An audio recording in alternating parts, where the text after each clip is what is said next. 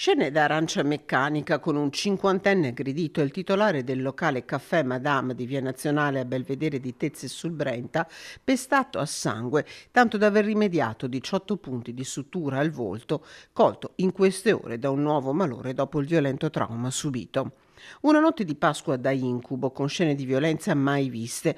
Tutto accade intorno alle 3 di domenica. Il titolare del caffè sta chiudendo il locale quando alcuni avventori gli chiedono aiuto. Fuori è in corso un pestaggio, originato, secondo una prima ricostruzione, dallo sguardo di un cinquantenne verso la ragazza di uno degli aggressori. Il titolare interviene in difesa del cinquantenne che era seduto al tavolino con la moglie e un figlio minorenne, ma le prende di santa ragione. Quando arrivano i carabinieri, degli aggressori non c'è più traccia, ma tutto sarebbe stato registrato dalle telecamere di videosorveglianza attualmente al vaglio degli investigatori. Sotto shock il titolare del locale e anche la compagna che ha sporto denuncia e sta cercando di lasciarsi alle spalle minuti lunghissimi che mai avrebbe immaginato di vivere.